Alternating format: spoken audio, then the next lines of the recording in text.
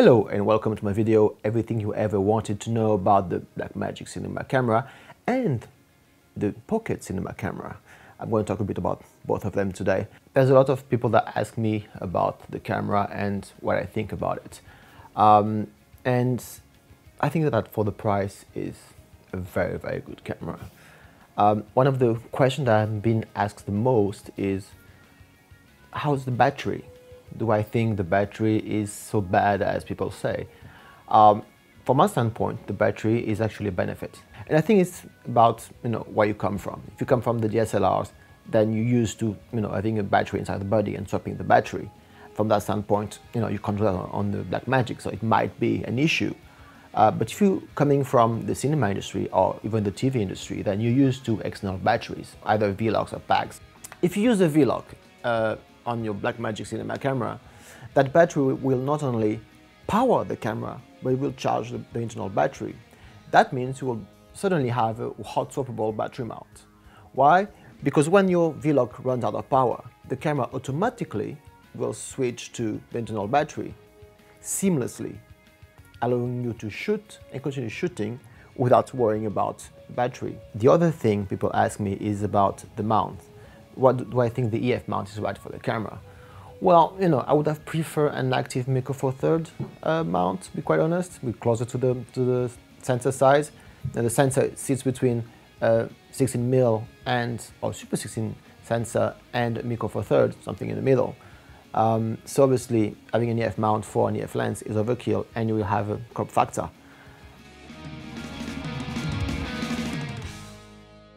The good thing is you will only use the sweet spot of the lens. As you know, all lenses, as you go closer to the borders, they will get softer, they will lose sharpness, they will lose light, and by using just the center of the lens, then you don't have any of those issues. So you can take an average lens and actually have a fairly decent lens for this camera. So from that standpoint, it's positive. Can we use PL lenses on this camera? Well, you can use some. The issue is not the mount itself. I mean, that's one of the things that confused me at the beginning. I look at the mount, and the mount is, wide enough to add a PL adapter and a PL lens. But that's not the issue. The issue is the electronics. You got the mount where the lens sits, and under the mount, you got all the electronics for the EF, and that's where the problem lies. The electronics take up quite a bit of space. So effectively, if you were to remove all the electronics from the EF mount, you will be easily able to add any PL lenses you want. But unfortunately, you can't. Now, the screen. The screen of the Blackmagic Cinema Camera has, a decent resolution. It's not a bad screen. However, outside in the sunlight, it's absolutely rubbish. It's highly reflective, and frankly, you can't see what you're doing. You need a viewfinder. You need something like a Cineroid, where you can actually see what you're doing, or an external monitor. I don't know, a Lilliput or something, or a Marshall, because the screen is not bright enough. It's highly reflective, and on top of that, it's a touch screen, and that's like the worst idea in the history of bad ideas.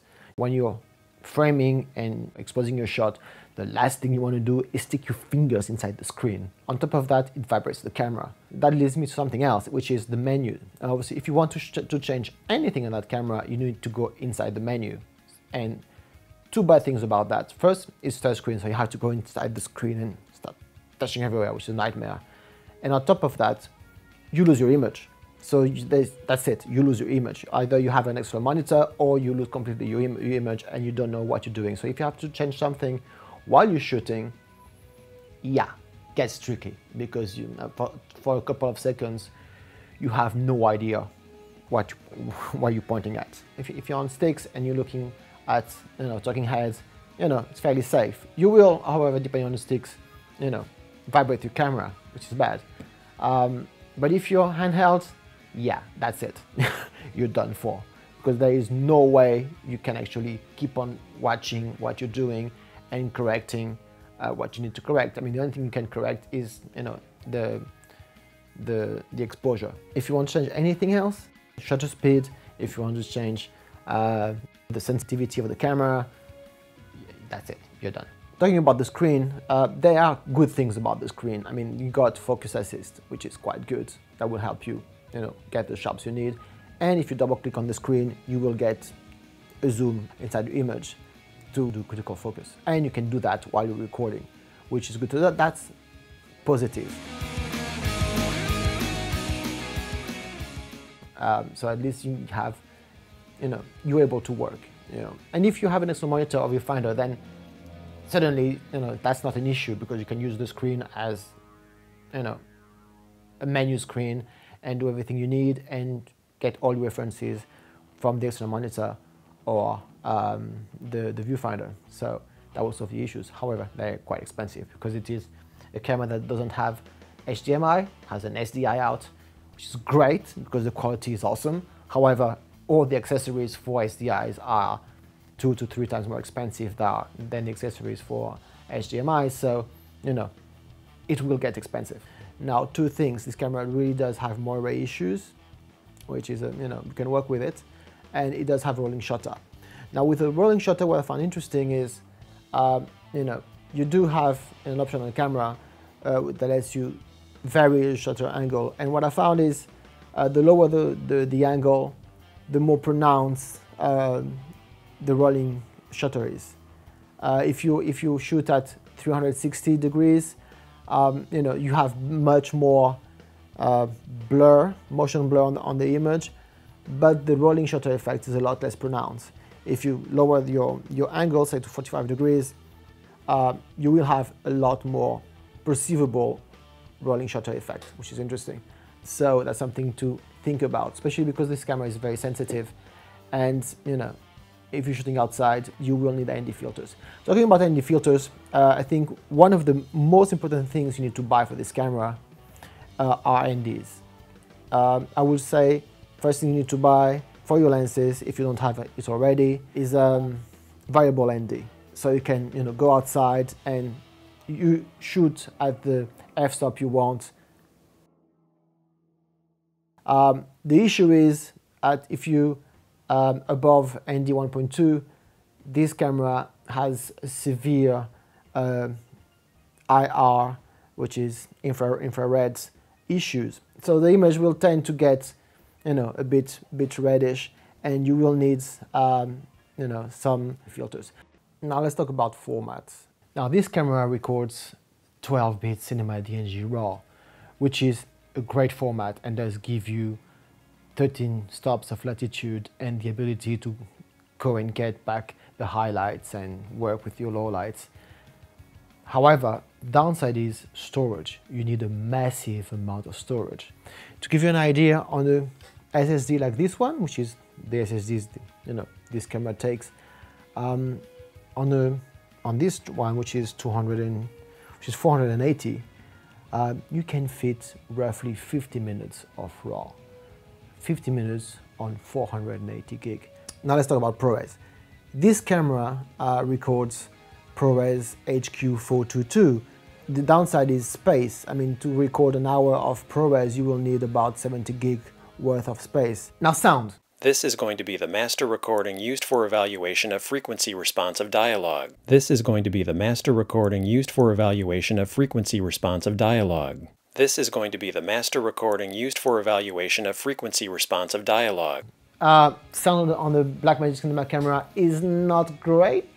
I mean, for some reason on the last update, they tweaked the sound parameters, and sound, you will need to equalize it in post because they cut certain amount of frequencies. I think it's because of the fan noise, and obviously cutting frequencies is never a good idea, and they cut quite a bit of them, especially in the low bass of the sound spectrum. So you will need to put that in post. The sound just sounds flat on the Blackmagic. The inputs are 1/4 inch jacks. You will need adapters to XLRs if you're using professional cables, and there is no way to actually see what you're doing because there is no view meters on the camera. So you will always need to use something like this, which is a Marantz digital recorder, which is why I'm recording this actually, because I'm shooting on the DSLR. or zoom, or anything that allows you to record sound separately. What I do is I use my Marantz and I take a cable out of the Marantz and plug it into the camera, and I record sound on both machines, which obviously gives you a backup. So if something goes wrong, if you forget to press rec, for instance, on your external recorder, you always have a backup sound inside the camera. The camera comes with DaVinci Resolve 9 full with an uicedLink dongle. This software is a color timing software, very powerful, and you can pretty much do anything you want timing-wise to your image, which is great. Also comes with ultrascopes that you install on your Mac, and you plug through the listed Thunderbolt port, and you can have all the scopes you need to make sure your image is as perfect as it should. Now let's talk about the Blackmagic Pocket Video Camera. And if I have just done a very fast review of the Blackmagic Video Camera, this review is going to be even faster. Well, simply because the Blackmagic Video Camera and the Blackmagic Pocket Video Camera are pretty much the same camera. They have the same quirks, they have the same issues, and they have slight differences. So I'll quickly go through that. The first one is they have the same software. So everything is the same way you work with the Blackmagic Video Camera. The menus are exactly the same. So that's sorted. It has no touch screen, which is great. It has buttons. The screen is not as reflective as the big brother of the Pocket Camera. It's smaller, it's not as sharp, and it's very, very tricky to try to pull focus with it. So you will need another monitor, which is going to be bigger than the Blackmagic Pocket Cinema Camera. That's going to be interesting. Battery life is very, very bad, almost as bad as the Blackmagic Video Camera. The good thing is you can actually swap the battery. It's a regular Nikon battery, but the battery life is not good, so you will need loads of batteries. SD cards, obviously the camera is very, very small. It's impossible to stick an SSD card inside, so they rely on SD card. The problem with this camera is that it's very, very picky about which card works. So you will have to buy SanDisk Extreme Pros. You have no RAW for now. You can only shoot ProRes and only uncompressed ProRes so far, but obviously within a couple of months, once they upgrade the firmware, you will probably have some kind of compressed cinema DNG.